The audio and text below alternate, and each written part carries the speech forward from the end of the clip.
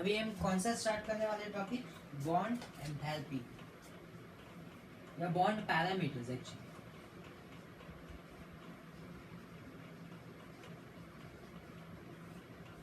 ये बहुत इंपॉर्टेंट है for your examination point of view. इसमें से कोई भी आपको कैलकुलेट करने को या एक्सप्लेन करने को पूछा जा सकता है। ठीक है, यहाँ पे हम कुछ प्रॉपर्टीज पढ़ेंगे। फॉर एग्जांपल बहुत है, अराउंड आई गेस कुछ 10 प्रॉपर्टीज है। ठीक है, हम स्टार्ट करते हैं। Bond length. ये पैरामीटर्स क्या होते हैं? These are nothing but the characteristics of a bond. आप कोई भी बॉन्ड को बताओगे तो when you are describing a bond, आपको ये सभी फीचर जो है वो डिस्क्राइब करनी पड़ेगी। That is what a bond parameter is. ठीक है, फर्स्ट जो है बॉन्ड पैरामीटर वो है बॉन्ड लेंथ। बॉन्ड लेंथ मतलब क्या? यहाँ पे आपने जो एटॉमिक रेडियस पढ़ा है, जो आयोनिक रेडियस पढ़ा है, वो सब जो है वो दो एटम्स के बीच का रेडियस है, उसी को हम बॉन्ड लेंथ कहते हैं। ठीक है, ionic radius for example, atomic radius नहीं होता। एटॉमिक रेडियस सिंगल एटम का रेडियस होता है। जैसे अगर आप आयोनिक रेडियस की बात करो, ठीक है, एक छोटा रहेगा एनायॉन, एक बड़ा रहेगा कैटायॉन। तो इन दोनों न्यूक्लियस के बीच में जो डिस्टेंस है उसको हम आयोनिक रेडियस बोलते हैं। ये आयोनिक रेडियस क्या होता है? बॉन्ड लेंथ होता है। एक और example van der Waals radius आपने पढ़ा था। वैन डर वाल रेडियस, जैसे आप एक कंटेनर में अगर गैस रखोगे तो गैस में मॉलिक्यूल बहुत दूर दूर रहेंगे और एक दो मॉलिक्यूल के बीच में बहुत स्पेस रहेगा। ठीक है, यहाँ पे अगर एक गैस मॉलिक्यूल है और यहाँ पे एक और गैस मॉलिक्यूल है, ठीक है, तो इन दोनों के बीच का जो डिस्टेंस है, this is called the van der Waals radius. समझ में आ रहा है? These are the bond length. Bond length कोई भी आप रेडियस, एटॉमिक रेडियस के बदले में आप कोवैलेंट रेडियस निकालो, क्या होगा? कोवैलेंट रेडियस मतलब इन दोनों के बीच, ये क्या होगा? Covalent radius. What is covalent radius? Bond length. ठीक है, आप कुछ भी निकालो, आप मेटालिक रेडियस निकालो सभी, so this is consisting of metallic radius, covalent radius, और फिर हमने एक और पढ़ा था आयोनिक रेडियस। ये सभी क्या डिफाइन करता है? Bond length. That is nothing but the difference और the distance between the nuclei of two bonded atoms. Okay, अभी इसका फैक्टर्स देखो। It depends on size of the atom and the multiplicity of bond. मतलब क्या? ये जो है size of atom पे डिपेंड करता है और मल्टीप्लिसिटी पे डिपेंड करता है। आप साइज तो आप पढ़ा हो ना, this is nothing but the radius, different different atomic radius आपने जो पढ़ा है वही जब वो मिलते हैं वो साइज बन जाता है। साइज के साथ इसका क्या रिलेशन हो सकता है? अगर एक एटम का जो साइज है, this is the atomic radius, ये क्या होगा? एटॉम का साइज। एक और एटम है बड़ा सा, उन दोनों का भी, उसका भी एक अलग से रेडियस होगा। जब ये दोनों बॉन्ड होगा, हालांकि कोई भी बॉन्ड हो, आयोनिक बॉन्ड हो, कोवैलेंट बॉन्ड हो, कुछ भी हो, इसका रेडियस इतना, इसका रेडियस इतना, दोनों मिलके हालांकि कम होगा but definitely it will be more. But अगर मैं ऐसा दो एटम निकालूं, अब इसका रेडियस कम है, इसका भी कम है, दोनों मिलके कितना बनेंगे? कम ही बनेंगे। So what is this? Is this directly proportional? Directly proportional to bond length. ठीक है, एटम का साइज बड़ा है तो बॉन्ड का साइज बड़ा रहेगा, एटम का साइज छोटा है तो बॉन्ड का साइज भी ऑब्वियसली छोटा रहेगा। अभी मल्टीप्लिसिटी क्या होता है? Multiplicity is a number of shared pair. अगर नंबर ऑफ शेयर्ड पेयर ज्यादा है तो बॉन्ड लेंथ पे कोई फर्क पड़ेगा?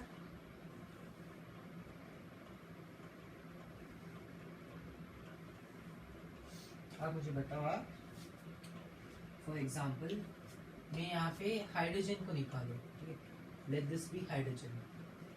दोनों के बीच में नंबर ऑफ शेयर्ड पेयर कितना है? 2। ठीक है, अब ये मैं यहाँ पे लेट मी से दिस इज ऑक्सीजन। ऑक्सीजन कैसा बॉन्ड बना था? Triple bond. यहाँ पे कितना शेयर्ड पेयर है? ट्रिपल है। नाइट्रोजन ना, नाइट्रोजन में ट्रिपल है। ठीक है, हाइड्रोजन में। अब मुझे बताओ, अगर यहाँ पे शेयर्ड पेयर ज्यादा है तो यहाँ पे चार्ज डिफरेंस ज्यादा रहेगा और ये और मजबूती से चिपकेगा। अगर ये और मजबूती से चिपक रहा है तो what will become of the size, size घटेगा, it will become less. But यहाँ पे सॉरी यहाँ पे ज्यादा रहेगा बिकॉज कम इलेक्ट्रॉन जो है वो शेयर हो रहा है। अगर इलेक्ट्रॉन शेयर कम हो रहा है तो बॉन्डिंग में स्ट्रेंथ कम होगा, अगर बॉन्डिंग में स्ट्रेंथ कम है तो रेडियस ज्यादा रहेगा। यहाँ पे आप देखो बहुत सारे इलेक्ट्रॉन जो है वो शेयर हो रहे हैं। अगर बहुत सारे इलेक्ट्रॉन शेयर हो रहे हैं तो ऑब्वियसली बॉन्डिंग में बहुत ज्यादा अट्रैक्शन है। अगर अट्रैक्शन ज्यादा है तो लेंथ कम हो जाएगा। ठीक है, तो this is inversely proportional to bond. समझ में आ रहा है बॉन्ड लेंथ क्या होता है। नेक्स्ट पैरामीटर हम शुरू करते हैं। नेक्स्ट पैरामीटर आपको दिया हुआ है बॉन्ड एंगल।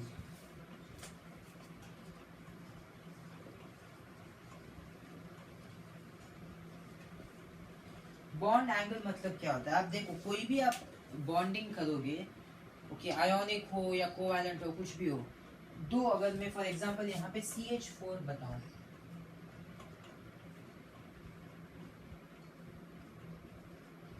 तो इन सब के बीच में एंगल रहेगा।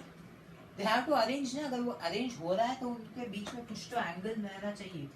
Okay, that angle is called bond angle. That is the angle between two side atoms या two secondary atoms with central atom. Central atom पे दो अगर सेकेंडरी एटम कुछ एंगल बनाएंगे तो उसको हम बोलेंगे बॉन्ड एंगल। और ये अलग अलग रहेगा। इनफैक्ट आप देखो हर एक यहाँ पे ये हाइड्रोजन है, ये भी हाइड्रोजन है, ये भी हाइड्रोजन है, सभी में एक एक इलेक्ट्रॉन है। ठीक है, इलेक्ट्रॉन है। और अगर ये दोनों को मैंने बिल्कुल पास रख दिया, दैट इज एंगल को बहुत कम करके, let me put this over here, तो ये एग्जिस्ट हो पाएगा। अब मुझे बताओ आप एंगल क्या हो गया, एंगल बहुत कम हो गया। अगर एंगल कम हो रहा है तो are they going to exist. ये क्वेश्चन आंसर करने के लिए आप पहले चार्जेस को देखो। दोनों की आउटर शेल में इलेक्ट्रॉन्स है और इलेक्ट्रॉन्स नेगेटिव है, दोनों में नेगेटिव चार्जेस है, तो they are going to repel each other. Repel करके ये इसको दूर भेजेगा, तो it has to be situated over here. ये एंगल स्पेसिफिकली हर एक बॉन्ड के लिए यूनिक होता है और वो एंगल स्टैंडर्ड होता है, वो चेंज नहीं किया जा सकता। आप कहीं भी पुश करो उस एटम को फिर से वहीं आएगा, अगर नहीं आया तो उड़ के चला जाएगा atom, because of the like charges जो होते हैं उनका जो व्हाट यू से रिपल्शन होता है। जैसे नेगेटिव चार्जेस यहाँ पे है वो रिपल हो रहा है, so that is why the bond angle is formed. Okay, जैसे आप NH3 में देखो दो हाइड्रोजन के बीच में एंगल 107.5 डिग्री होता है। ये हम आगे जाके और थ्योरी में पढ़ेंगे। बॉन्ड एंथैल्पी, ये हमारा तीसरा टॉपिक है, बॉन्ड एंथैल्पी।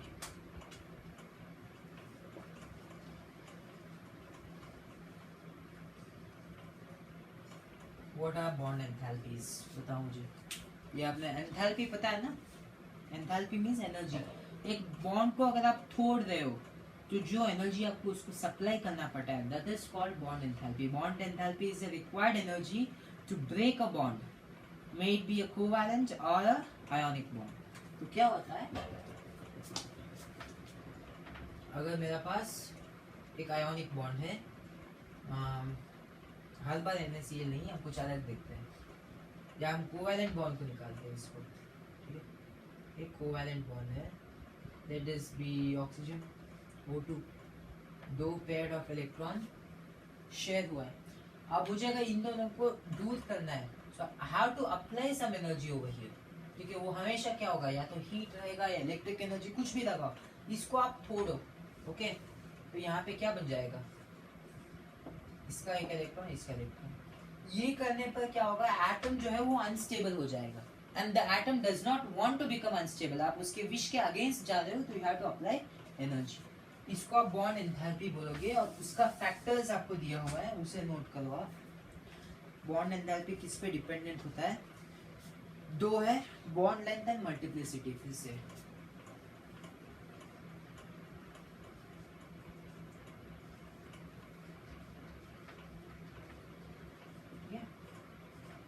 बॉन्ड लेंथ अगर ज्यादा है तो क्या होगा, दो एटम के बीच में अगर बहुत स्पेस है तो क्या होगा, बताओ मुझे। अगर स्पेस ज्यादा है तो इसका मतलब इनडायरेक्टली हमने बॉन्ड लेंथ में पढ़ा था, मल्टीप्लिसिटी कम है, शेयर्ड पेयर ऑफ इलेक्ट्रॉन कम है, चार्ज कम है, अट्रैक्शन कम है। अगर अट्रैक्शन कम है तो स्पेस ज्यादा है, और अगर अट्रैक्शन कम है तो वंस अगेन एनर्जी रिक्वायर्ड जो है वो कम होता है। So this is inversely proportional to bond enthalpy। ठीक है। मल्टीप्लिसिटी क्या होता है, हमने अभी अभी यहाँ पे पढ़ा था ना, number of shared electron, this will be what, directly proportional. Bond enthalpy जो है वो डायरेक्टली प्रोपोर्शनल रहेगा टू बॉन्ड मल्टीप्लिसिटी। कितने हो गए, 3 हो गए, 14। What is average bond enthalpy, ये यहाँ यही पे मैं कंटिन्यू कर दूंगा, this is not a fourth property. This is the average for breaking multiple bonds, that is एक बॉन्ड के पास अगर बहुत सारे टेट्रा एटॉमिक बॉन्ड रहेगा, इसमें बहुत सारे एटम्स बॉन्ड बनाएंगे, तो हर एक बॉन्ड को मुझे ब्रेक करने के लिए I have to apply an individual amount of energy जो यूनिक रहेगा। और अभी आप सभी को ऐड करोगे और उसको मीन या एवरेज में कन्वर्ट करोगे तो that is called average bond enthalpy. ठीक है। फॉर एग्जांपल आप अगर वाटर की बात करो, यहाँ आपको एग्जांपल में दिया हुआ है इसलिए मैं बता दूँ, H2O की बात करो तो ऐसा बनेगा बॉन्ड। ठीक है। आपको कुछ एनर्जी यहाँ पे सप्लाई करना पड़ेगा to break this, let me call this delta E1। Delta E1 energy कितना है एग्जैक्टली आपको बता दिया है, this is nothing but 502 kilo joules per mole. 502 kilo joules पर, इतना एनर्जी मैंने लगाया तो एक हाइड्रोजन टूट गया, तो व्हाट इज लेफ्ट आउट, एक हाइड्रोजन है ये सेपरेट हो गया और फिर मेरे पास एक और बॉन्ड है। ठीक है। तो इसको भी मुझे ब्रेक करना पड़ेगा, इसको भी मुझे डेल्टा से E2 सप्लाई करके ब्रेक करना पड़ेगा। अब ये क्या बनेगा, now it is given that ये क्या OH आयन है, OH आयन पे कितना बनेगा, it is given 427 kilo joules per. हमेशा सेकेंड बॉन्ड एंथैल्पी जो होता है वो पहले से कम होता है। So what is average bond enthalpy, add these two, 502 प्लस 427 बाई 2 which is equal to, मैंने कैलकुलेट कर रखा है, it is 464.5 kilo joules per. This is how you calculate the average bond length। ठीक है। मैं अभी पहला जो है बॉन्ड लेंथ जो है उसको मैं रब कर देता हूँ। I'll start with the 5th parameter. ठीक है। तो 4th, ये एक्चुअली ये 14 वाला है, मैंने ऐड कर दिया। Bond order, what is bond order, bond order is the shared pair of electron. कितना शेयर्ड पेयर है उतना बॉन्ड ऑर्डर है। सिंगल बॉन्ड आप कहते हो ना, double bond triple bond, single bond का बॉन्ड ऑर्डर 1 होता है, डबल बॉन्ड का 2 होता है, ट्रिपल बॉन्ड का 3 होता है। ठीक है, दैट इज ऑल। इसमें कुछ और पढ़ना नहीं है, आप आगे जाओगे। ठीक है। Bond order is number of shared pair of, ठीक है। Okay, so this will complete your bond parameters. आगे जाके हम रेजोनेंस स्ट्रक्चर इसी वीडियो में स्टार्ट कर देते हैं। What is a resonance structure. अभी यहाँ तक आपका कोवैलेंट बॉन्ड वगैरह पूरा कंप्लीट हो चुका है, I hope there is no doubt.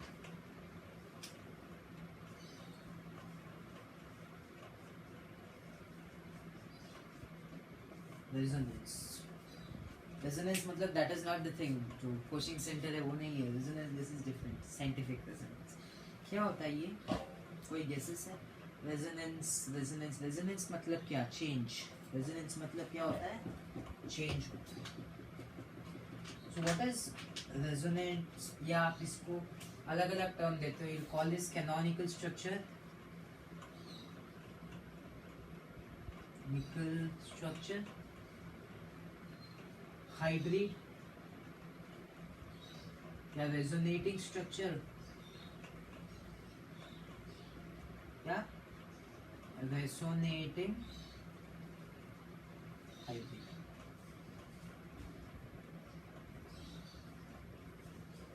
ऐसा आप अलग अलग नाम देते हो इसको, वन और वन ऑफ द सेम। इसको मैं एक एग्जांपल से आपको एक्सप्लेन करूंगा। ठीक है। ओजोन की एग्जांपल हम देखते हैं।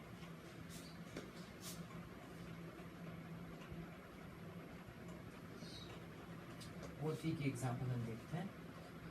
क्या है ओजोन की स्ट्रक्चर, आप मुझे बताओ। ये होता है, पक्का गलत। अब मैं क्या करता हूँ, यहाँ पे 2 इलेक्ट्रॉन पेयर शेयर हुए हैं, तो what is the lone pair, आप मुझे बताओ। 1 2 3 4 5 6 7 8 1 2 3 4 1 2 3 4 5 6।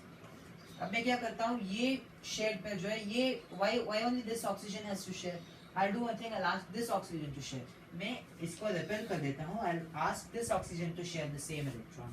अभी क्या होगा मुझे बताओ। अब इसके पास 6 बचेगा और इसके पास 3। मतलब 2 जो इलेक्ट्रॉन है वो यहाँ से शेयर होने के बदले इधर से शेयर हो रहे हैं, शिफ्ट होके इधर से शेयर हो रहे हैं। अभी मैं एक काम करता हूँ, 2 ही होता है ना resonance structure. So now tell me one thing, इसमें ये फुलफिल हो रहा है, ऑक्टेट रूल फुलफिल हो रहा है, स्टेबिलिटी फुलफिल हो रहा है।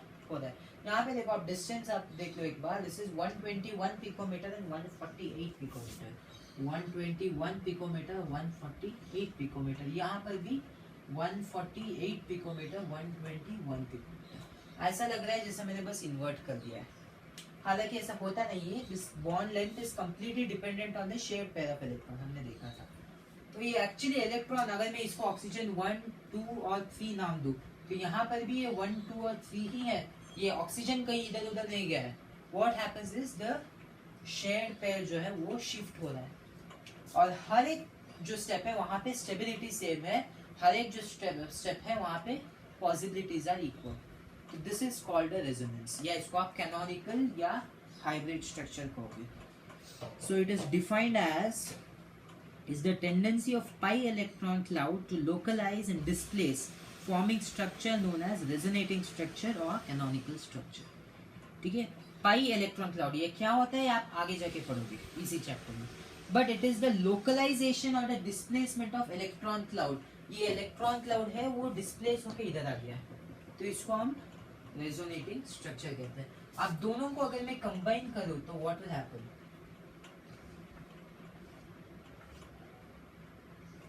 सिंगल बॉन्ड है गारंटी दोनों के पास है। अभी एक और जो बॉन्ड बचा है वो या तो यहां से हो सकता है या वो यहां से हो सकता है, ठीक है, या तो वो डबल बॉन्ड ये बन सकता है, यहां से बन सकता है, या वो डबल बॉन्ड यहां से बन सकता है। This particular structure is called a resonating hybrid, ठीक है, इसको हम हाइब्रिड बोलेंगे। दिस इज अ रेजोनेंस 1, ये हो गया रेजोनेंस 2, ठीक है, और ये क्या बनेगा रेजोनेंस हाइब्रिड।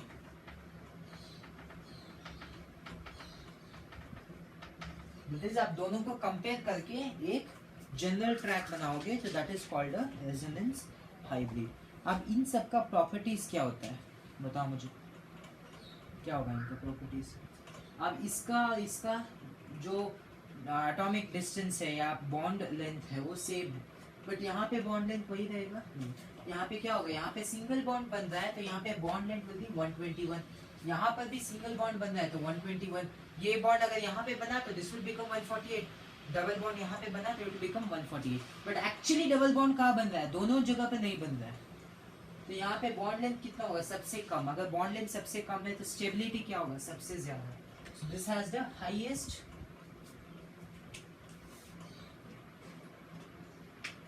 ब्लू पेन से मैं लिख देता हूँ, रेड पेन काम नहीं कर रहा है। This has the highest stability because bond length is lowest. समझ में आ रहा है? बट एक्चुअली कोई एटम ऐसा एग्जिस्ट हो सकता है, can an atom or a molecule exist where there is no bonding. एक बॉन्डिंग अगर अनश्योर है, ऐसा कोई एटम रह सकता नहीं। कुछ ओजोन ऐसा रहेंगे या कुछ ओजोन ऐसे रहेंगे, दिस इज एन ऑप्शन, या तो ऐसे रह सकते हैं या तो ऐसे रह सकते हैं, दोनों नहीं होके ऐसा नहीं हो सकता है। So this is a hypothetical structure.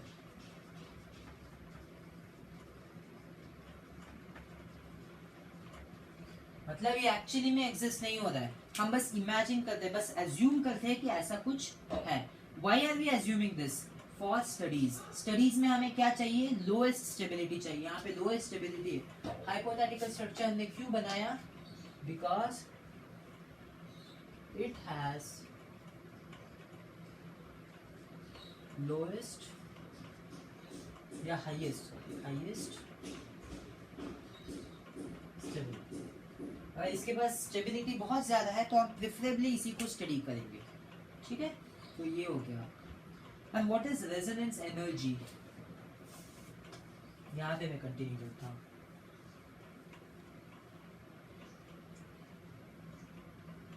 What is in resonance energy? Resonance energy क्या होता है? इस एटम का या इस मॉलिक्यूल का एनर्जी, इस मॉलिक्यूल का एनर्जी, ये दोनों तो इक्वल है, और ये क्या है? दोनों का इक्वालिटी, और ये बहुत कम है।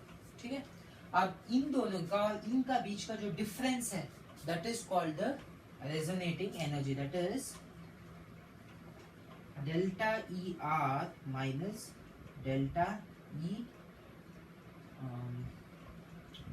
यहाँ पे मैं आर नहीं लिखता हूँ, late me call this delta E A minus delta E R. That is delta energy actual minus delta energy resonance. ठीक है, यहाँ रेजोनेंस हाइब्रिड। तो एक्चुअल एनर्जी, इसको आप आर भी चाहो तो लिख सकते हो, नॉट अ इश्यू। अब कंफ्यूज नहीं होना है, याद रखना है। सो रेजोनेंस एनर्जी और हाइब्रिड एनर्जी, या एक्चुअल एनर्जी और कैनोनिकल एनर्जी, इन दोनों के बीच का जो डिफरेंस है, इसको आप क्या बोलोगे? This is delta E resonating या resonance energy, difference between actual energy and hybrid. Stability के पास भी ये directly proportional मिलता है। Now what are the characteristics of resonance? Resonance जो हमने यहाँ पे पढ़ा था, इसका characteristics क्या रहेगा?